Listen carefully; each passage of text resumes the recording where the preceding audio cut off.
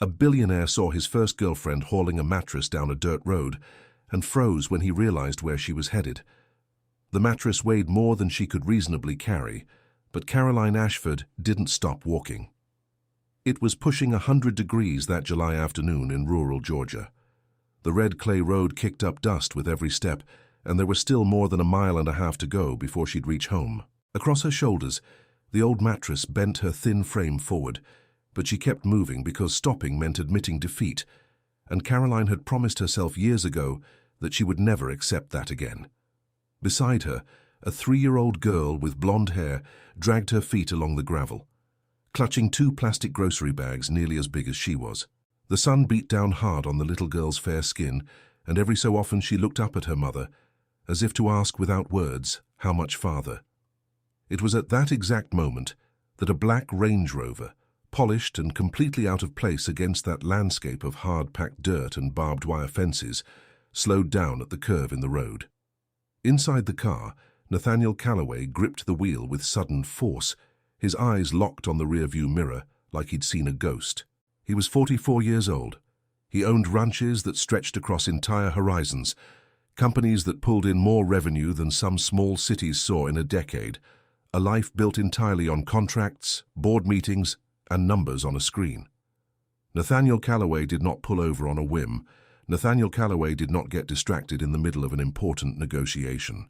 And yet that was exactly what he was doing right now, driving through this stretch of backcountry Georgia on his way to close the purchase of yet another piece of land, when his eyes landed on the scene at the edge of the road.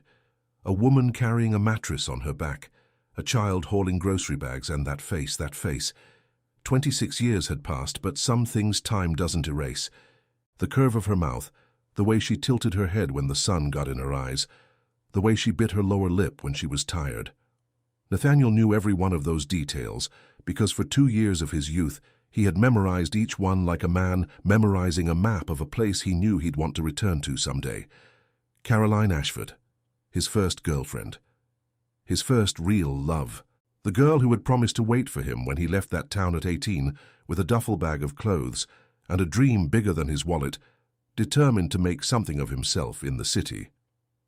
He pulled the car onto the shoulder without even realizing he'd done it. His hands trembled faintly on the wheel. For a second, he thought he was wrong, that the heat and the long drive were playing tricks on his mind. But no, it was her. 26 years older, thinner than she should have been in worn clothes, her face marked by sun and exhaustion. But it was her.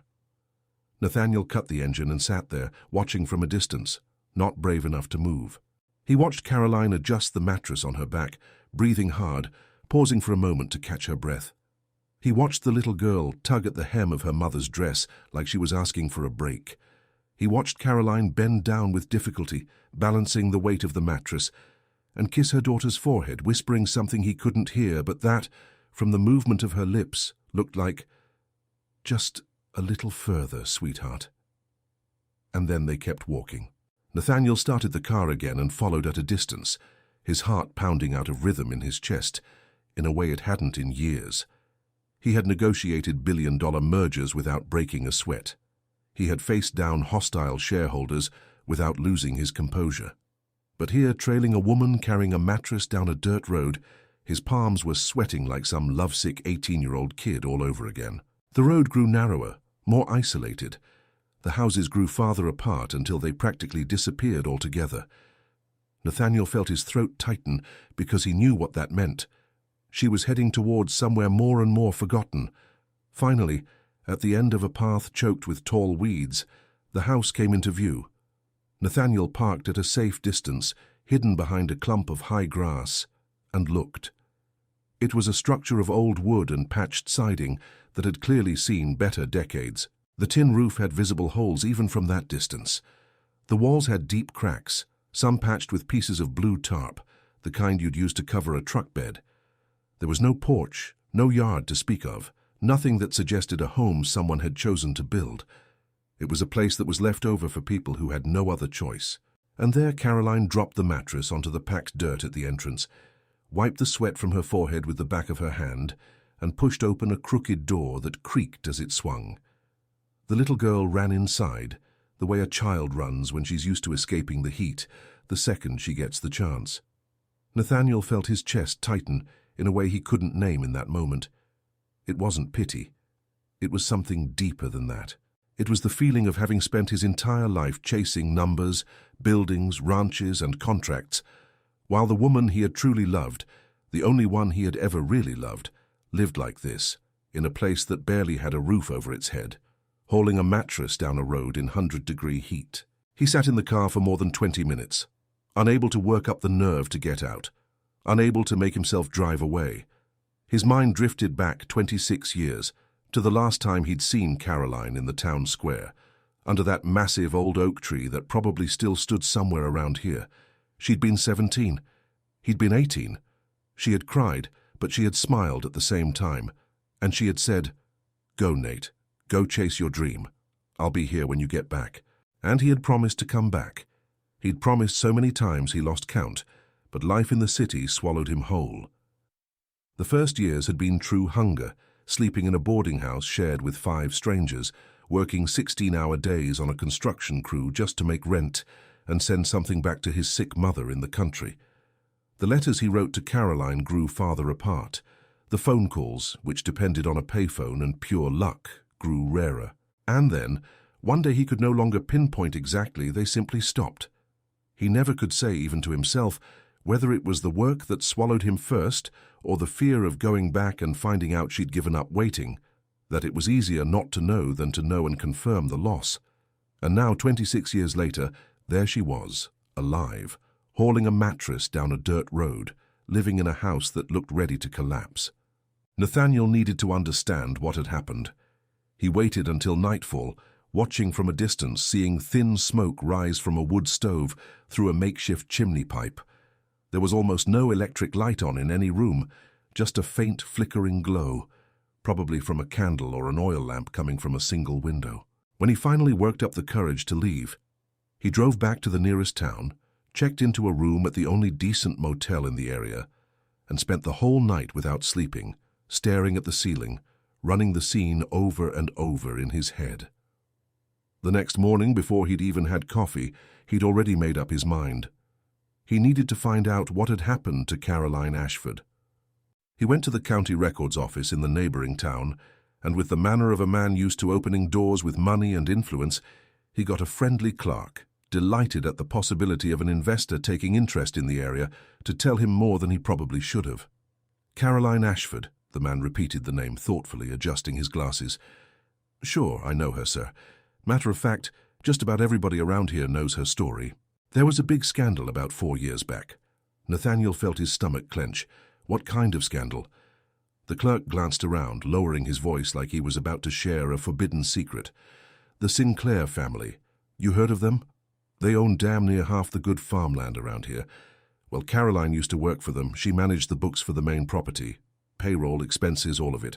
She was trusted, made good money, had a stable life until out of nowhere she got accused of skimming a big chunk of money off the operation." "And was it true?" The man shrugged. "Nobody ever proved anything, but nobody ever disproved it either. Old man Sinclair, the patriarch, spread that accusation all over town before any real investigation ever happened. And you know how a small town works. When the rich man talks, everybody believes him. She lost her job, lost her reputation. Nobody wanted to hire her after that. It was a real shame." Nathaniel felt anger rise hot and immediate in his chest. "And she never got to defend herself?" "Defend herself how, sir?" The clerk laughed without humor. "Rich family like that hires the best lawyers out of Atlanta. Regular folks don't have money to hire a decent lawyer, let alone go up against the Sinclairs. Caroline tried at first, went down to the sheriff's office, filed a complaint against the accusation, but nothing ever came of it. After that, she disappeared from view. I heard she went to live out past the old county road, near the dry creek bed. Poor part of the county, no infrastructure at all." "She has a daughter," Nathaniel said, more to himself than to the clerk. "Sure does. Pretty little thing, blonde hair. I believe she was born right after all that mess happened, if I remember right." The man scratched his chin, trying to recall. "Matter of fact, that was gossip fuel back then too, because nobody ever knew who the father was. Caroline never said, never pointed a finger at anybody, and that drove folks around here crazy with curiosity. You know how a small town loves a mystery. Nathaniel felt a strange ache in his chest at that, a feeling he couldn't quite explain, but that stayed with him the rest of the day, like a question hanging in the air. He thanked the clerk for the information, left the courthouse and walked around the town square trying to organize his thoughts. The anger at the injustice Caroline had suffered mixed with an almost irrational urge to protect her, to fix everything, to show up at that broken-down house and just solve all her problems with a check. But something inside him said it wouldn't be that simple. He remembered Caroline's pride. He remembered how even at 17, she never accepted anything that looked like charity, how she'd insist on paying her own way into the movies, how she'd argue with him whenever he tried to cover everything on their dates. "I don't need you to take care of me, Nate. I need you to respect me." She'd said that once, and the phrase had stayed lodged in his memory for decades. If that woman still had the same pride as before, and everything suggested she did, given that she'd rather haul a heavy mattress 1.5 miles than ask for a ride, showing up waving money around would be the worst possible thing he could do. He needed a plan. He needed to approach slowly, without her immediately realizing who he'd become, without frightening her with the sheer excess his current life carried. That's when an idea began to take shape in his head.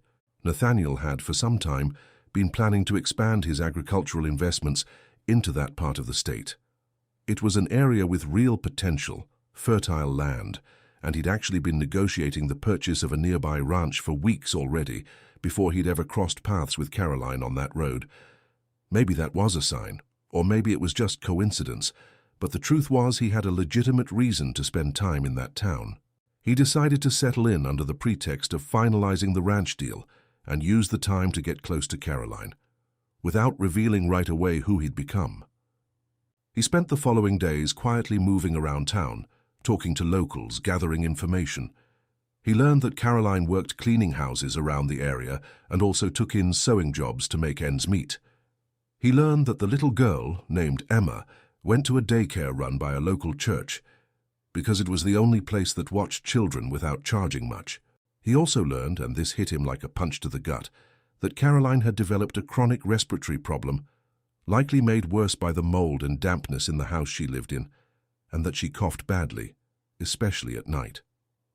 Nathaniel began watching her routine from a distance, trying to figure out how he could approach naturally, without raising suspicion, without looking like some stranger stalking a vulnerable woman. It was on a Wednesday morning, watching Caroline leave the house early with Emma by the hand, walking toward the daycare, that he got his idea. He knew from conversations around town that Miss Darlene, who ran the only decent general store on that stretch of road, was a kind, chatty woman, the type who knew everyone's business and loved to talk about it. Nathaniel walked into the store that same morning, introducing himself as a businessman interested in investing in the area, buying a few basic things just to strike up conversation. "You're not from around here, are you?" Miss Darlene asked, curious, as she bagged up his items. "No, ma'am, I'm from Atlanta, just passing through closing up some business deals." "But, you strike me as someone who knows everybody in this county." The woman laughed, pleased with the compliment. "Oh, that I do. 30 years running this store, mister. I've seen people born and grow up right in this store. I mean that literally." Nathaniel seized the opening. "I'm thinking about buying some property around here, and I'm going to need somebody trustworthy to help manage things. Payroll, that sort of thing. You know anybody honest looking for work?" Miss Darlene's eyes lit up, and he realized, with a mix of guilt and hope, that the strategy was working. "Oh, mister, I know just the person. Caroline, that woman works harder than anybody I know, and she's sharp as a tack with numbers. She used to run the books over at the Sinclair place before—" The woman stopped, hesitant, like she'd realized she was about to share something delicate. "Before what?" Nathaniel asked, pretending not to know a thing. Miss Darlene lowered her voice, clearly uncomfortable speaking ill of anyone, but unable to resist a good piece of gossip. "There was trouble out there a few years back. They said she'd stolen a good chunk of money from the ranch, but I never believed a word of it, you hear me? I've known Caroline since she was a little girl. She's the most honest person I've ever met in my life. I think somebody set her up, just don't know who or why, but ever since then she's been marked. Nobody around here would give her work. It's a shame. because she's too capable to be scrubbing other people's floors just to get by. And she lives nearby? Nathaniel asked, trying to sound casual. Out past the old county road near the creek bed. Simple house. Real simple, poor thing. She's got a little girl too, Emma. Sweetest little thing. Miss Darlene sighed. I feel for her, you know. Good woman, hard-working, all alone raising a daughter, and life just won't cut her a break. Nathaniel felt his chest tighten again, but kept his voice steady. You think she'd be willing to talk to me about a possible job? Look, she's proud, you hear. Doesn't like charity from anybody. But if it's a real job offer, on the books and everything, I think she'd consider it. She needs it, mister. Needs it bad. That was how Nathaniel got the approximate address and a legitimate reason to approach. The next day he dressed more plainly than usual. He left the expensive watch at the motel, traded the Range Rover for a plain pickup truck he rented in town, and drove out to the weathered house at the end of the old county road. His heart pounded as he walked the last stretch on foot, having decided not to drive right up to the door so he wouldn't come across as intimidating. It was Emma who saw him first, playing in the dirt yard in front of the house with a worn-out rag doll. The little girl looked at him with curiosity, without fear, the way only a small child can look at a stranger.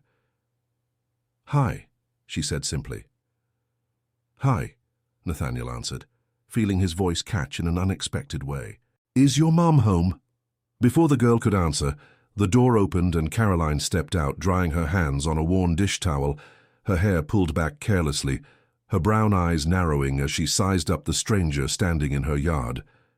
And it was in that moment, looking at her up close for the first time in 26 years, that Nathaniel felt time collapse over him like an avalanche. She was unmistakably older, more tired, with lines of hardship etched early into her face, but with the same eyes he had dreamed of seeing again through so many sleepless nights in the city before he'd learned to smother those memories under mountains of work.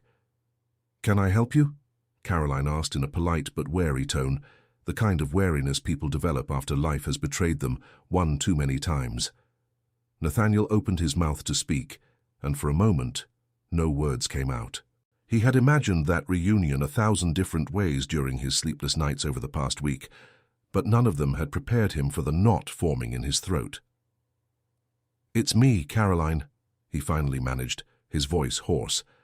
And it was only hearing his own name spoken like that, with that particular inflection that only one person in the entire world used, that Caroline finally recognized the man standing in front of her.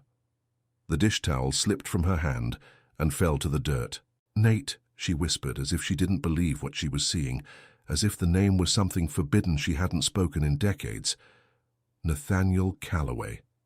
It's me, he confirmed, feeling his eyes burn in a way he hadn't felt since he was a teenager.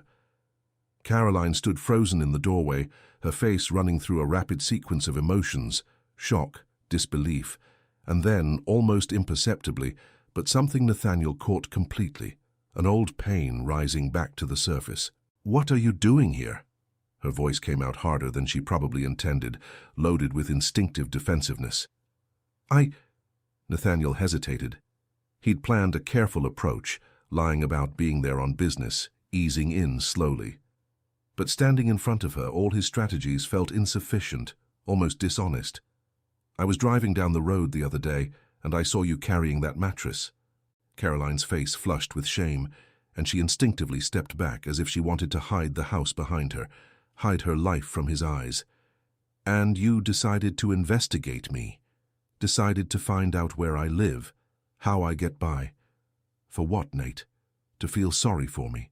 To come here and feel good about yourself, playing charity with the woman you abandoned? I didn't abandon you, he said, too quickly, too defensively. No? Caroline laughed, a bitter laugh with no trace of humor in it. Then what do you call 26 years of silence, Nate? What do you call a promise to come back that never got kept? Emma, sensing the tension between the adults, moved closer to her mother and grabbed the hem of her dress, looking up at Nathaniel with wide eyes. Mommy, the little girl called softly. Caroline put a hand on her daughter's shoulder in an automatic protective gesture. And that simple movement made Nathaniel notice, up close for the first time, the child's eyes. Green. Green in that exact particular shade. that pale moss color that only one person Nathaniel had ever known in his life had. His own mother, who'd passed away 8 years earlier. The ground seemed to shift under Nathaniel's feet, and he had to grab the doorframe to keep from stumbling. "Caroline," he said, his voice now completely different, stripped of all formality, charged with an urgency he could no longer control. "How old is she?" Caroline visibly went pale, and for a second Nathaniel was absolutely certain he had just discovered, without anyone needing to confirm it in words, the secret she'd been carrying for years. "Go away, Nate," she said, her voice trembling but firm. "Please, just go and don't come back. Caroline, I need to know." "You don't need to know anything." She exploded, her eyes filling with tears. She fought hard not to let fall. "You made your choice 26 years ago, Nate. You chose the city, chose your dreams, chose your life far away from here. And I respected that. Even when it hurt, even when it wrecked what was left of me, I moved on, alone, the best way I knew how. And you don't get to show up now, after all this time, and tear down everything I built to protect myself." "Her eyes," Nathaniel said quietly, almost pleading. "They're my mother's eyes, Caroline. I know they are." The silence that followed was so dense it seemed to have physical weight. Emma, not fully understanding what was happening, but sensing her mother's distress, started crying softly. Caroline scooped her daughter up in a quick, protective motion and looked at Nathaniel with a devastating mix of pain, anger, and something deeper, something that looked like years of accumulated exhaustion from carrying a weight alone. "Go away," she repeated, her voice now reduced to a hoarse whisper. "Please, I'm begging you. Go before this gets worse than it already is." Nathaniel stood there, feeling his heart break in a way he'd never felt before, not even in his worst professional failures, not even in the most hostile negotiations. He wanted to push, wanted to walk into that house and sit down with Caroline and demand answers. But something in her expression, that mix of pleading and desperation, made him back off. "I'll be back," he said, his voice choked. "I'm not giving up this time, Caroline. I promise. Your promises stopped meaning anything to me a long time ago." She turned and walked into the house, closing the door with a dull thud that echoed through the silence of the afternoon. Nathaniel stood in the yard for a long time, staring at that closed door, feeling the weight of everything he'd just learned come crashing down on his shoulders all at once. A daughter, possibly his daughter, a 3-year-old girl he never knew existed, growing up in a house that barely had a roof over it, while he built empires and signed million-dollar contracts in a life completely removed from that reality. He walked back to the rented pickup on heavy legs and drove back to town in a deafening internal silence, his mind returning again and again to the image of that little girl's green eyes. That night in the motel room, Nathaniel didn't sleep a single minute. He sat up in bed, staring at the ceiling, doing the math over and over in his head. Emma was 3 years old. Based on what he'd gathered around town, that meant she'd been conceived roughly 4 years ago.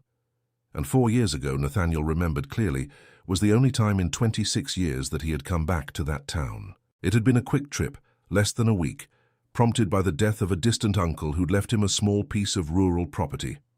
Nathaniel had gone to handle the paperwork, sell the land, and get back to the city as fast as possible, because the fast pace of business didn't allow for distractions. But during that week, on one particular night, he'd run into Caroline at a small bar in town, purely by chance.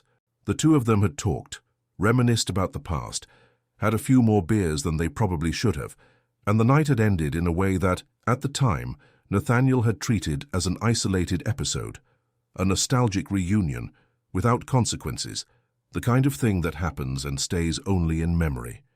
He'd left the next day without exchanging another word with her about it, embarrassed, confused, not knowing how to handle the old feelings that had resurfaced with full force that night, and he'd never gone back. He never knew that night had created a life. Nathaniel felt a wave of nausea and guilt so strong he had to run to the bathroom, where he stood hunched over the sink for several long minutes, trying to compose himself. How could he have been so blind? How could he go 4 years completely oblivious to the fact that he had a daughter growing up in poverty while he accumulated fortunes and properties? The rage he felt toward himself was as intense as the resolve that began forming inside him that same night. He wasn't going to give up. Not this time. No matter what it took, he was going to fix this. He was going to be present in that child's life. He was going to make Caroline understand that he wasn't that boy anymore who vanished without explanation. But he also knew, with painful clarity, that he had to do this the right way. Caroline had a strong pride, made even stronger by the injustices she'd suffered over the years. Showing up with money, with grand promises, with the gestures of a businessman used to solving everything with a checkbook, would only push her further away. He needed to earn her trust back first.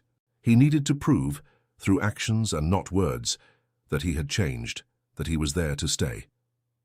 The next day, Nathaniel woke up early, determined to put into action the plan that had taken shape overnight. He knew he needed allies in that town, people who could help him understand Caroline's situation better and eventually help him approach her in a legitimate way. He went back to Miss Darlene's store, who greeted him with the same chatty enthusiasm as the day before. "Well, mister, decided on that ranch you were going to buy?" "I did, closing the deal this week." Nathaniel paused, choosing his words carefully.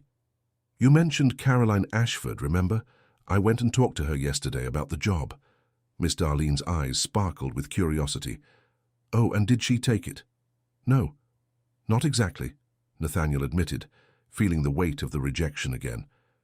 "She seemed pretty suspicious. I guess—" "Well, you know how it is," Miss Darlene said, understanding. "After everything she's been through, must be hard to trust an offer that just comes out of nowhere. She's like that, mister, wary and rightly so. This town wasn't good to her, but if you're patient, she'll come around. Deep down, she's a person who just needs to feel like she can really trust someone." Nathaniel absorbed those words like valuable advice. "You think I could learn more about what happened? About the accusation?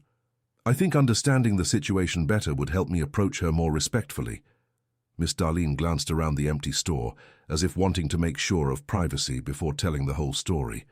"Look, mister, what I know is that the Sinclair place is the biggest property in the county. Must be 1,300 acres of pasture alone, not counting the crops.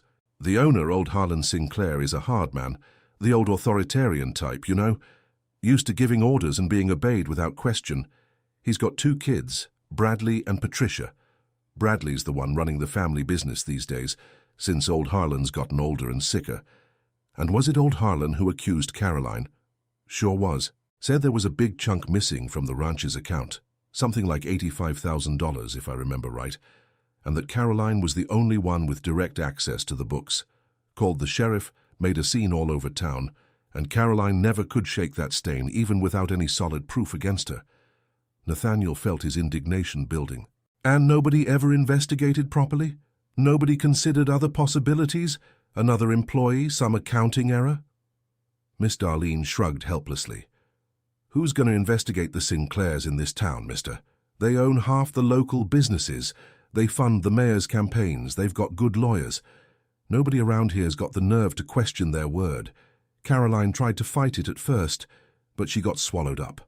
Nathaniel thanked her for the information and left the store with his mind burning with plans. If he wanted to really help Caroline, and not just with hollow gestures, he needed first to clear her name, to prove her innocence in front of the community that had condemned her without a fair trial, and he had the resources for it. Money, connections, excellent attorneys on his corporate legal team. For the first time in a long time, Nathaniel felt like his fortune could serve something that actually mattered. He spent the following week juggling 2 fronts. On one side, he quietly moved forward with the ranch purchase in the area, which gave him legitimate cover to stay in town without raising too much suspicion. On the other, he hired remotely a team of private investigators and specialized attorneys to reopen the case against Caroline, digging for evidence that could finally clear her name. At the same time, he kept showing up carefully in her life. He didn't push for visits to the house, knowing that would put her on the defensive, but he started frequenting the same places she did, the general store, the square where Emma sometimes played on Sunday afternoons, the church where the community daycare was held. At first, Caroline avoided him openly, crossing the street when she saw him, refusing any attempt at conversation. But Nathaniel was persistent, and little by little, without pressuring her, Without pushing too hard, he began to wear down her initial resistance. It was on a Sunday afternoon in the town square that the first real conversation between them happened since the shocking reunion at the door of that weathered house. Emma was playing near the dry fountain in the square, chasing pigeons with contagious joy, while Caroline watched from a bench, sewing something by hand, probably a piecework job to supplement her income. Nathaniel approached slowly, keeping a respectful distance. "Mind if I sit?" he asked, gesturing to the far end of the bench. Caroline looked up, hesitant, but didn't say no. Nathaniel took that as silent permission and sat down, leaving considerable space between them. They sat in silence for a few minutes, watching Emma play. "She's beautiful," Nathaniel said finally, his voice soft. "I know," Caroline answered without looking up from her sewing. "Caroline, I need to talk to you. Really talk. No running, no avoiding it." She sighed, setting the sewing in her lap, and finally looked at him. "What do you want me to say, Nate? That yes, she's your daughter. That I got pregnant that night 4 years ago when you came to handle your uncle's affairs, and I—" She paused, blushing slightly, but continued. "And that I never told you because by then I'd already tried to reach you before several times over the years, and never got a response. Do you think I was going to try again after finding out I was pregnant, knowing I'd probably just get ignored again?" Nathaniel felt every word like a blade, because he knew it was all true. "I never got any message from you, Caroline. I swear. I wrote letters to the old address you'd given me years back. They came back, addressee unknown. I tried to find your phone number through mutual acquaintances. Nobody could tell me anything. I had no way to find you, Nate. And afterward, when I found out I was pregnant, and considering how my life was already a mess because of the Sinclair accusation, I decided I'd raise this child alone, the way I saw fit, without depending on a man who'd clearly already moved on with his life a long time ago." Nathaniel closed his eyes for a moment, processing the pain of that revelation. He'd changed his phone number 3 times over the last 20 years. He'd moved addresses countless times during his professional rise. It was no surprise Caroline had never managed to reach him. "I'm sorry," he said, his voice choked. "I'm sorry for everything. For disappearing. For not keeping in touch. For letting you go through all of that alone. If I had known—" "But you didn't know," Caroline interrupted, in a gentler tone than before, almost tired. "And that's the truth, Nate. You didn't know, because you chose not to know. You could have come back at some point in those 26 years. You could have kept in touch with someone here. You could have really tried to find me if you truly wanted to, but you didn't, and I can't blame you entirely for that, because the life you went off to build in the city was also a legitimate dream of yours. But I also can't pretend it didn't hurt me, and that it isn't still hurting now with you showing up out of nowhere, staking a claim in Emma's life after 3 years of complete absence." "I want to be part of her life," Nathaniel said firmly. "And yours too, if you'll let me." Caroline shook her head, her eyes welling up. "It's not that simple, Nate. I built a life, however hard, without depending on you. Emma doesn't even know she has a living father. She thought it was just the 2 of us. I can't just let you walk in and turn all of that upside down overnight, just because you've decided you want to be a father now. I understand your distrust, truly, but give me a chance to prove I've changed, that I'm not that boy who disappears without explanation anymore." Caroline studied him for a long moment, weighing it, and then, with a tired sigh, said, "I won't stop you from trying, but I'll warn you of one thing, Nate. I won't make it easy. I won't give up my independence, my pride, or the protection I've built around Emma, just because you showed up with money and good intentions. If you want to be part of this, you'll have to prove it with time, with patience, with real actions, not with grand gestures or pretty promises." "I accept those terms," Nathaniel said without hesitation.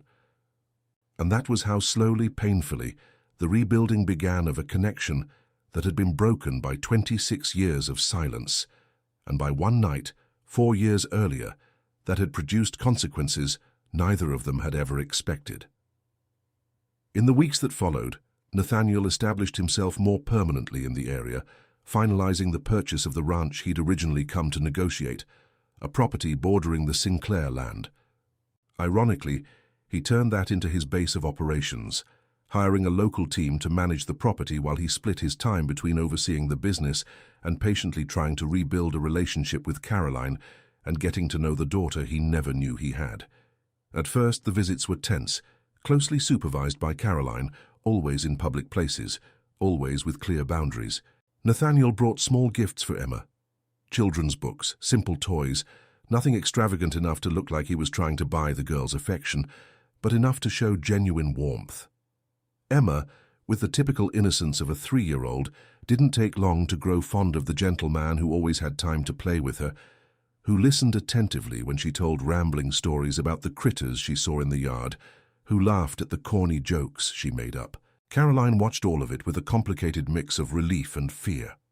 Relief at seeing her daughter blossom under the paternal presence she'd always lacked, and fear of letting herself believe it was real, that Nathaniel had truly changed, that he wasn't going to disappear again once the novelty wore off. It was on one of those afternoons, about a month after the initial reunion, that Nathaniel decided to share with Caroline what his investigators had uncovered about the theft accusation. They met at her house, this time at Caroline's explicit invitation, after weeks of meetings strictly in public places. The inside of the house was simple, but clean and organized, reflecting Caroline's effort to maintain dignity even under the hardest conditions. There were few pieces of furniture, a worn wooden table, 2 mismatched chairs, a small bed in the bedroom that Nathaniel could glimpse through the half-open door, with a mattress that was unmistakably the same one he'd seen Caroline hauling down the road weeks earlier. "I have something important to tell you," Nathaniel said, sitting at that simple table while Emma napped in the next room, worn out after an entire afternoon of play. "What is it?" Caroline asked, pouring coffee into a chipped mug for him. "I hired investigators to look into your case, the theft at the Sinclair Ranch." Caroline's face hardened instantly. "You did what?" "I didn't ask you to do that, Nate." "I know you didn't, but I needed to do something, Caroline. You were wronged and it destroyed your life for years. I couldn't just stand by knowing that." "I don't need you coming in here to fix my problems," she said, her voice rising, the old wound of injured pride reopening with force. "I dealt with this alone for 4 years, Nate. I don't need you showing up now playing the hero." "I'm not playing hero. I'm trying to correct an injustice that maybe I could have helped prevent if I'd been present in your life back then." Nathaniel paused, softening his tone. "Caroline, the investigators found something important." That seemed to catch her attention despite her initial anger. "What?" Nathaniel pulled a thin folder of printed documents from his pocket. "They got access, through contacts in the banking system, to the account records from the Sinclair Ranch around the time of the alleged theft. And they found something interesting. The money that went missing wasn't transferred to any account linked to you. It was moved in small installments over 3 months into an account belonging to a shell company registered under—" He paused dramatically, looking directly into her eyes. "Bradley Sinclair." Caroline froze, the coffee mug trembling slightly in her hand. Bradley, old Harlan's own son. Looks like he'd been skimming money from his own family for years, probably to cover some gambling debts or personal loans. And when his father noticed money was missing from the account, Bradley took the opportunity to pin the blame on you. The most convenient target, considering you had direct access to the books. "My God," Caroline whispered, sitting down slowly, as if her legs had lost their strength. "I always suspected something was off, but I never imagined. Bradley always seemed so. He always pretended to be my friend, you know? Always publicly defended me when the accusation happened, said it must be some mistake. I trusted him." "He probably pretended to defend you specifically to look innocent, to steer any suspicion away from himself," Nathaniel explained, anger creeping back into his voice. "Caroline, with this evidence, we can reopen the case. We can clear your name once and for all and possibly even sue the Sinclairs for damages, considering the wreckage that false accusation caused in your life." Caroline sat in silence for a long moment, processing all of it, her hands still trembling slightly. "This is going to be a fight, Nate. The Sinclairs have power, money, political influence in this town. They won't take this lying down." "I know, but I have resources too, Caroline. And this time, you won't be fighting alone." She raised her eyes to him, and for the first time since the reunion, Nathaniel saw something different in her expression. Not full trust yet, but the beginning of a crack in the wall of distrust she'd built around herself. "Why are you doing this, Nate? Really? Don't give me some pretty speech about guilt or redemption. I want the truth." Nathaniel took a deep breath, considering the question with the seriousness it deserved. "Because I loved you, Caroline. Genuinely, deeply, when I was 18 with my whole life ahead of me. And even after 26 years, even after building a completely different life, even after so many mistakes and so much silence on my part, I never fully managed to forget what I felt for you. And now, discovering I have a daughter, discovering you went through all of this alone while I lived comfortably far away from here, that stirs in me an almost desperate need to make things right, to be present, to do for the two of you everything I should have done years ago." "Is that love or is that guilt, Nate?" Caroline asked, her voice soft but piercing. "I think it's both," he admitted honestly. "But I swear to you, Caroline, that I'm willing to prove with time and action that it's more love than guilt, that I want to be here not because I feel obligated, but because I genuinely want to be part of both your lives." Caroline didn't answer right away. She got up from the table, walked to the window, and stood there watching the yard for a long moment in silence. "I need time, Nate," she finally said, without turning to face him. "Time to process all of this. Time to decide if I can trust you again. Time to figure out what's best for Emma." "I'll give you all the time you need," he promised. "But in the meantime, can I move forward with the legal process? Can I use this evidence to clear your name?" Caroline turned to finally face him, her eyes shining with restrained tears. "Yes, please. I want my name cleared. I want to be able to walk through this town without feeling like everybody's judging me for something I never did." "Then that's what we're going to do," Nathaniel said with determination. "And I promise you, Caroline, I'll do this the right way, within the law. No questionable shortcuts. The Sinclairs are going to answer for what they did." In the days that followed, the legal machinery Nathaniel had set in motion began turning with impressive efficiency. Experienced attorneys from his team traveled to the small town, met with local authorities, presented the banking evidence proving Bradley Sinclair's embezzlement, and formally requested the case be reopened and the accusation against Caroline publicly retracted. The news spread through town like wildfire. Within days, everybody knew the accusation against Caroline Ashford had been a setup orchestrated by Bradley Sinclair himself to cover his own financial misdeeds. The community's reaction was mixed. Many residents, who had always privately doubted Caroline's guilt, but had been too afraid to openly question the Sinclairs, now felt free to voice their support for her, some even seeking her out personally to apologize for the rush to judgment. But on the other side, the Sinclair family wasn't about to accept the fall of their reputation without a fight.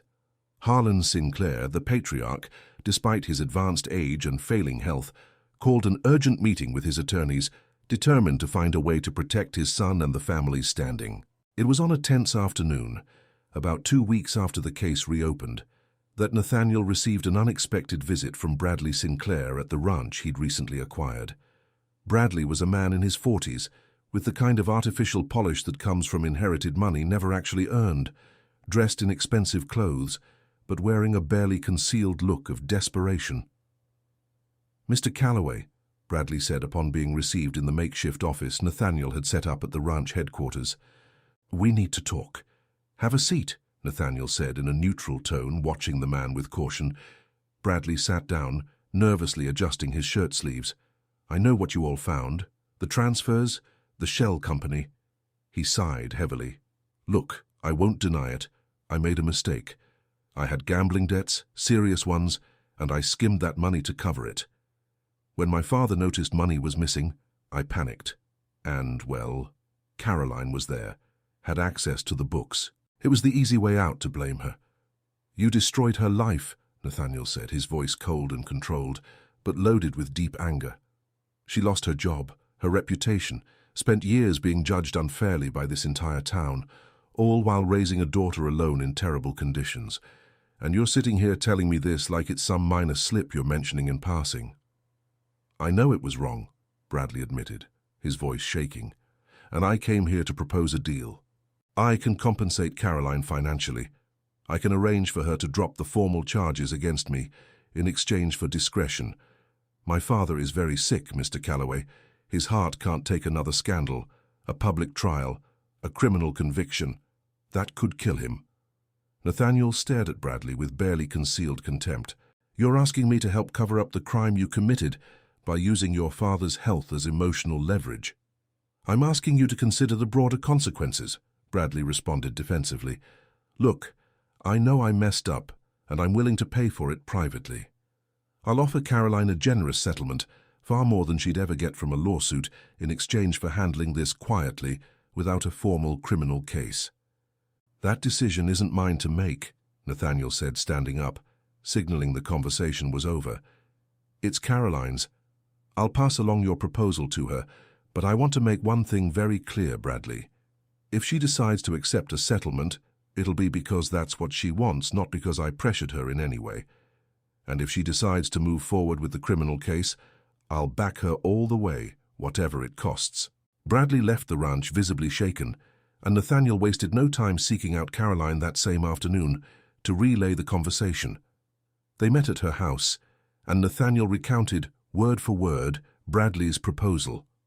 Caroline listened in silence, her face tense, processing the implications. How much is he offering? She finally asked. He didn't specify an exact number, but from his tone I'd guess he's prepared to offer a substantial amount. Probably enough that you'd never have to clean houses or take in sewing again, if that's what you wanted. Caroline was quiet for a long moment, looking out the small kitchen window, her thoughts visibly in conflict. The money would solve a lot of my immediate problems, she said finally, her voice thoughtful. I could fix this house up, give Emma a better life, maybe even go back and finish the business degree I started before all of this happened. But, Nathaniel asked, sensing the hesitation in her voice, but wouldn't that mean letting Bradley walk away scot-free? He committed a crime, destroyed my life for years, and he'd simply buy his way out with money. That's not justice, Nate. That's just him buying the right to keep doing whatever he wants without real consequences. Nathaniel felt a mix of pride and worry hearing that. Pride at her integrity, worry because he knew that choosing the path of formal justice would mean a long, grueling battle against a powerful family. If you decide to move forward with the criminal case, I want you to know I'll be by your side the whole way. I'll fund the best attorneys. I'll make sure you have all the support you need, but it's a decision that has to be yours, Caroline. I won't push you toward either side. Caroline looked at him, her eyes full of a determination Nathaniel recognized from the girl he'd loved 26 years ago. I want justice, Nate, not for the money, not for revenge. I want this whole town to know, once and for all, with solid evidence and a court verdict, that I never stole anything from anybody. I want Emma to grow up knowing her mother is a woman of integrity, not some figure marked by a false accusation nobody ever bothered to clear up properly. Then that's what we're going to do, Nathaniel confirmed, feeling an even deeper respect for that woman solidify inside him. Caroline's decision to turn down the financial settlement and pursue the formal criminal case against Bradley Sinclair quickly became the most talked-about topic in the entire town. The news spread with astonishing speed, and in the days that followed there was hardly a conversation at Miss Darlene's store, in the town square, or in the line at the clinic that didn't circle back to the scandal involving the most powerful family in the county. Harlan Sinclair, upon learning that Caroline had rejected his son's proposed deal, reacted with a fury that, according to reports from ranch employees, bordered on total loss of control. The old patriarch, despite his failing health, called a meeting with his most experienced attorneys, determined to use every ounce of his influence to reverse the situation. "You're going to destroy this family over some housekeeper?" Harlan reportedly shouted. According to one employee who witnessed the scene and later relayed the details to Miss Darlene, who in turn passed everything along to Nathaniel at the store. The Sinclair defense strategy was to try to discredit the evidence presented by Nathaniel's investigators, arguing that the bank transfers could have been manipulated or misread. They hired their own forensic accountants, attempted to challenge the validity of the documents, and started a subtle but noticeable smear campaign against Caroline around town, spreading rumors that she was just trying to extort the wealthy family through a false victim narrative. Nathaniel, anticipating this kind of retaliation, had already prepared his legal team for a longer fight than initially expected. He brought in independent, unimpeachable digital forensic experts from Atlanta to reinforce the authenticity of the banking evidence. He also brought in a renowned criminal attorney specializing in financial fraud cases to lead the formal prosecution against Bradley. While the legal battle unfolded, the personal life of Nathaniel and Caroline was also undergoing a gradual but noticeable transformation. Nathaniel had moved permanently to the newly acquired ranch, temporarily setting aside much of his responsibilities in the city, delegating them to trusted executives so he could devote himself fully to the situation unfolding in that small town.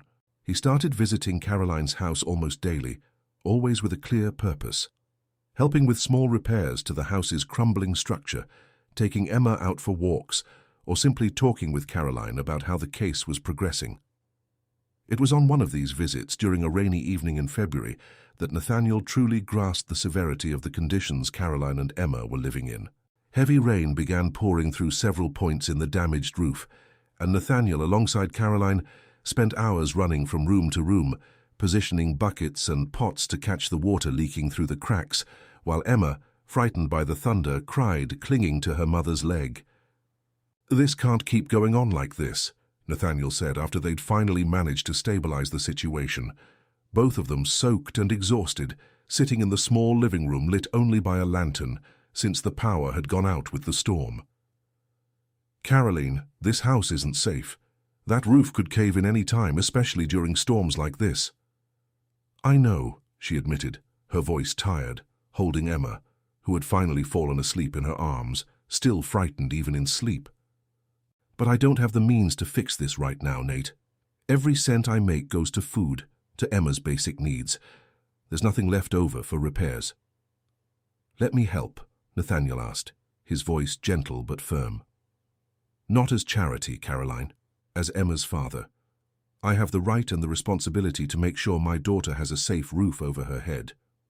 Caroline sat in silence for a long moment, looking at her sleeping daughter in her arms. And for the first time, Nathaniel noticed a genuine crack in her resistance. "Fine," she finally said, her voice thick with emotion and maybe relief too. "But I want this documented as a formal arrangement. Repairs to the house in Emma's name, not as a gift to me. I don't want to owe you anything personally, understood?" He agreed, though he felt a pang of sadness at her insistence on maintaining that formal distance between them. Over the following weeks, Nathaniel hired a construction crew to completely renovate the house, but, respecting Caroline's wishes, made sure everything was formalized as a benefit directed at Emma, with legal documentation establishing his paternal responsibility for his daughter's basic care. The roof was completely replaced. The cracked walls were reinforced and repainted. Electricity was properly wired throughout every room, and a proper functional plumbing system was installed, replacing the makeshift well Caroline had been using before. Caroline watched the renovations with conflicting feelings. On one hand, she felt genuine relief seeing the living conditions improve, especially thinking of Emma's well-being. On the other hand, every improvement to the house felt like a constant reminder of the gap between the life she led and the life Nathaniel had built in the city, and that stirred an insecurity in her she struggled not to let show. It was one afternoon, watching the workers finish up the exterior paint job on the house, that Caroline voiced some of those insecurities to Nathaniel. "You know this isn't going to last, right?" she said suddenly, as the two of them watched Emma play in the newly fenced yard, now safe for the girl to run around in without the danger of getting too close to the road. "What's not going to last?" Nathaniel asked, confused. "This. You here in this small town putting your billion-dollar business on hold to spend time on a renovated farmhouse, playing with a daughter you discovered a few months ago. At some point, Nate, your real life is going to call you back. You're going to need to go back to the city, to your companies, to the world you built, and I can't let Emma get too attached to you, only to suffer when you leave." Nathaniel felt the sting of those words, but also recognized the validity of Caroline's fear. "I understand your concern," he said, choosing his words carefully. "But I need you to understand something, Caroline. I have no intention of going back to the city and leaving the two of you behind again. I made that mistake once, years ago, without even knowing I was making such a grave mistake.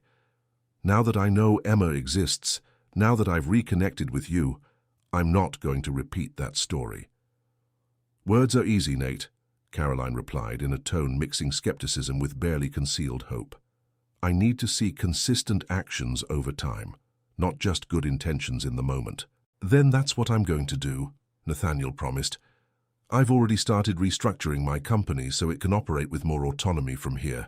I have excellent directors in the city who can handle day-to-day operations, and I can oversee things remotely with occasional trips only when strictly necessary.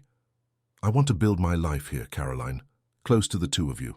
Caroline studied him with an unreadable expression, and for a long moment neither of them said anything else, just watching Emma play in the yard, the tension between them charged with an emotional closeness neither one seemed quite ready to name. Meanwhile, the criminal case against Bradley Sinclair moved slowly through the court system, gaining additional complexity as the Sinclair family's attorneys managed, through procedural maneuvers, to delay several important hearings. It was during this tense waiting period that Nathaniel received a surprising visit. Patricia Sinclair, Harlan's youngest daughter and Bradley's sister, showed up at his ranch asking to talk. Patricia was completely different from her brother. She was 38, carried herself more quietly, and Nathaniel vaguely remembered her from back when he'd dated Caroline decades ago, as a quiet teenager who always seemed uncomfortable with her family's arrogance. "I came here because I need to tell the truth," Patricia said, sitting nervously in Nathaniel's office, wringing her hands in her lap. "I knew Mr. Calloway. I knew Bradley had been skimming money for years. I saw documents, saw suspicious transfers, but I was scared to say anything because, well, he's my brother, and my father always protected him from everything, always turned a blind eye to his mistakes." Nathaniel felt his pulse quicken at that revelation. "Are you willing to testify to that formally in court?" Patricia hesitated, visibly fighting against years of family conditioning that had taught her to protect the family's secrets at any cost. I think so. I see what happened to Caroline. I see how she suffered unjustly for something my brother did, and I can't keep carrying the guilt of having stayed silent anymore. Besides," she hesitated again, her eyes filling with tears, "I knew Caroline, you know. We weren't close, but she was always kind to me, even when she worked for my family. She didn't deserve what happened." "Your testimony could completely change the direction of this case, Patricia. It could guarantee real justice." "I know," she said, wiping her tears with the back of her hand. "And that's exactly why I'm here. I want to do the right thing, even if it means completely breaking with my father and my brother." Patricia's courageous decision to testify against her own brother became the decisive turning point in the legal proceedings. With her testimony, combined with the banking evidence already presented by Nathaniel's hired experts, the case against Bradley Sinclair became nearly airtight. In the following weeks, the case moved forward quickly. Bradley, realizing the situation was becoming untenable, tried once more to negotiate a settlement, this time offering an even larger sum. But Caroline, now more confident than ever in the strength of the evidence gathered, refused again, determined to see the case through to a formal verdict. The final hearing, set for an April morning, drew unprecedented attention in the small town. The little county courthouse filled with curious residents, reporters from neighboring towns, who'd caught wind of a scandal involving the most powerful family in the region, and of course, Caroline herself, accompanied by Nathaniel, dressed in the most formal clothes he'd been able to arrange for her, holding Emma's hand, who'd been left in Miss Darlene's care during the session. The trial lasted the entire day with detailed testimony, the presentation of complex banking evidence, and the emotional, courageous testimony of Patricia Sinclair, who, despite being visibly distressed at testifying against her own brother, remained firm on every detail of her account. Late in the afternoon, after hours of deliberation, the judge announced the verdict. Bradley Sinclair was found guilty of financial fraud and false accusation, sentenced to prison time, along with a substantial payment owed to Caroline Ashford for the moral and material damages caused by the false accusation that had destroyed her reputation and financial stability for years. When the verdict was read, Caroline felt her legs give out, and it was Nathaniel who caught her, keeping her from falling, while tears of relief and of an old pain finally released streamed down her face. "It's over," she whispered, more to herself than to anyone else. "It's finally over." "You did it, Caroline," Nathaniel said. holding her steady, pride overflowing in every word. "You fought and you won. Your name is clean, once and for all."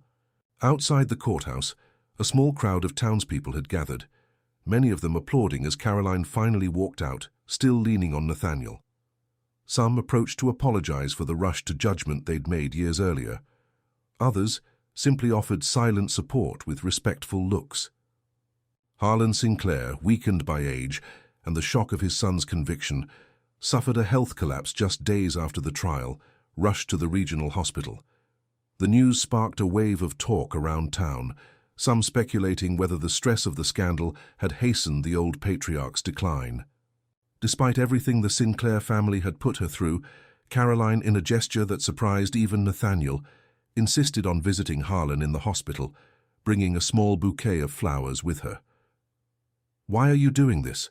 Nathaniel asked as he accompanied her to the hospital. "After everything he and his son did to you?" "Because I don't want to carry hate inside me, Nate," Caroline answered simply. "I already lost too many years of my life carrying anger and resentment. Now that I've finally gotten justice, I want to move forward without that weight. Visiting him doesn't mean I forgive what happened. It just means I choose not to let it define me forever." That gesture of Caroline's, later recounted by nurses and hospital staff, spread through town as one more chapter in the extraordinary story of that woman who had faced so much adversity with remarkable dignity. The respect the community held for her grew even more, and gradually Caroline began to feel for the first time in years that she had fully reclaimed her place in that town. With the legal process finally resolved and her name formally cleared, Caroline also received the court-ordered settlement, an amount that, while nowhere near Nathaniel's fortune, represented a financial security she had never experienced before. But it was during a quiet conversation weeks after the trial, sitting on the porch of the renovated house, watching Emma play in the yard now blooming with the plants Caroline had started growing, that Nathaniel finally gathered the courage to ask the question he'd been holding on to for months. "Caroline, I know I promised to give you time, and I intend to keep respecting that, but I need to know. Do you still feel something for me? Beyond gratitude for what I did with the case, beyond the bond we've built because of Emma, is there any room in your heart for us to try again?" Caroline was quiet for a long moment, watching her daughter play, weighing the question with the seriousness it deserved. "I never fully stopped loving you, Nate," she admitted finally, her voice soft and vulnerable, in a way he'd rarely witnessed in her. "Even during the hardest years, even when I tried to convince myself I'd moved past it, there was always a part of me that carried what we felt when we were young. But love alone isn't enough, Nate. I need trust, security, certainty that you won't disappear again when things get hard, or when your life in the city calls you back with full force." "I've already made that decision, Caroline. I moved the main headquarters of my operations closer to here. I bought an office in the bigger town 40 minutes away, specifically so I could run the business without having to live in the city. I built my life around the two of you, not the other way around." "I know you did that," Caroline acknowledged, "and it means a lot to me, truly. But trust doesn't rebuild overnight, Nate. I need time to really believe with my whole heart that this is permanent." "I have all the time in the world," Nathaniel said, smiling gently. "And I'm not going anywhere, Caroline, I promise." The months that followed brought a gradual but profound transformation to the lives of everyone involved. Caroline, with the financial security from the settlement and Nathaniel's constant support, decided to go back to the business studies she'd abandoned years earlier, enrolling in an online program that let her keep caring for Emma while she advanced academically. Nathaniel, for his part, kept his promise to reorganize his professional life around this new family reality. He visited the city occasionally when matters strictly required his physical presence, but spent most of his time in the area, overseeing the ranch operations while, above all, building an increasingly solid relationship with Emma and gradually earning back Caroline's trust. Little Emma flourished in that growing environment of stability and affection. The little girl, who had once lived in a precarious house with only her mother's solitary presence, now had a present, attentive father who took part in every aspect of her growing up, from attending doctor's appointments to celebrating small daily victories, like the day she finally learned to ride a bike without training wheels, with Nathaniel running alongside her across the yard, shouting words of encouragement, while Caroline watched from the porch, her heart overflowing with a happiness she could barely process completely. It was on an October afternoon, nearly 8 months after that initial reunion on the dirt road, that Nathaniel decided it was time to take the next step. He'd spent months proving, through consistent actions and constant presence, that his transformation was genuine, that he was no longer the man who vanished at the first sign of hardship. He organized a simple dinner on the porch of the house, now completely renovated and cozy, with Emma already sound asleep after an entire afternoon of play, and Caroline, surprised by the care he'd put into small details, wildflowers he'd picked himself, candles scattered across the table, a simple dinner prepared with love, smiled. "What's all this, Nate?" Caroline asked, smiling, genuinely surprised by the romantic gesture. "I wanted to create a special moment," he answered, nervous in a way he hadn't felt since he was a love-struck teenager. "Caroline, over these past 8 months I've tried to prove to you, through actions and not just words, that I really changed, that I'm here to stay, that I choose this life with the two of you above anything else I might have built in the city." "You did prove that, Nate," Caroline said softly, her eyes already shining with anticipated emotion. "I trust you now, truly. So I need to ask you something," he continued, his voice trembling slightly with genuine nervousness. "I know we still have a long way to go, a lot to build together, but I don't want to wait any longer to tell you this. I love you, Caroline. I never stopped loving you, even through all those years of silence and distance, and I want to spend the rest of my life trying to make up for the time we lost, building, alongside you and Emma, the family we should have had from the start." Caroline felt tears run freely down her face, but this time they were tears of genuine happiness, without the shadows of doubt or fear that had accompanied so many earlier moments between them. "I love you too, Nate," she said, her voice choked. "I always have, and I want to build that future with you too." It was in that moment, under the starry sky of the countryside, on the porch of the house that had been transformed from a crumbling structure into a true home, that Nathaniel and Caroline sealed 26 years of shared history with a soft kiss, the beginning of a new chapter in their lives.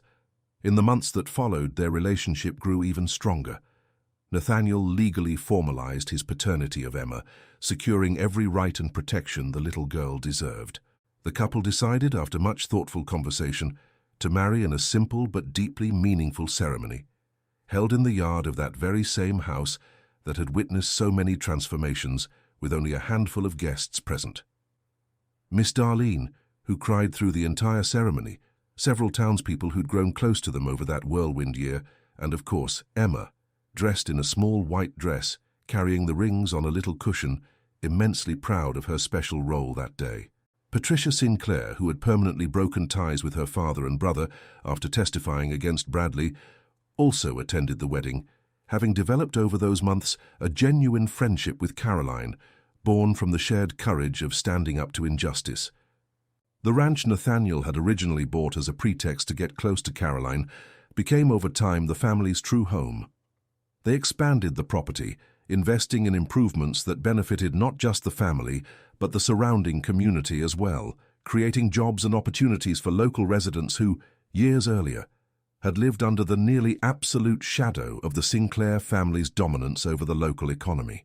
Caroline finished her business degree with honors and began working directly in managing the family's operations, bringing the same competence and integrity that had always defined her, now finally recognized and valued as they deserved. Emma grew up surrounded by love, security, and stability, never having to know what it was like to haul heavy grocery bags down dirt roads under a scorching sun, never having to experience the precariousness of a house with a leaking roof during storms. But at the same time, Caroline made sure her daughter grew up knowing the full story. The struggle, the resilience, and the importance of never losing your dignity, even in the face of the greatest hardships. Nathaniel, for his part, found in that simple country life, beside the woman he'd loved since his youth and the daughter he'd discovered so late, a happiness that no fortune or business success had ever been able to give him.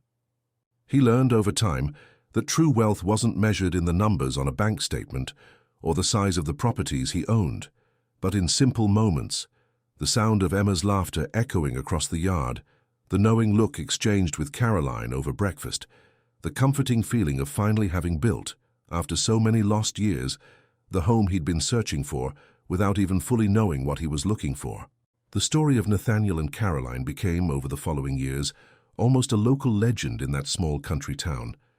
The story of the millionaire who, by chance, at the edge of a dirt road, ran into the woman he'd loved and lost decades earlier, and who, instead of driving on as if nothing had happened, chose to stop, to investigate, and finally, to make right the injustices that fate had placed on her and her family. A story about how true love, combined with real action and responsibility, can transform not just individual lives, but entire communities, exposing old injustices and building on the ruins of the past, a fairer, happier future for everyone involved. And that's how, in that small country town, surrounded by farmland and red clay roads, one simple scene at the roadside, a woman carrying a mattress under a scorching sun, became the turning point that finally reunited, after 26 years of separation, pain and silence, a family that had always been destined to find each other again. If you enjoyed this story, drop a like, let us know in the comments where you're watching from, and don't forget to subscribe to the channel and hit the notification bell so you don't miss any of our upcoming stories. Share this with someone you think needs to hear this message today, and we'll see you in the next story.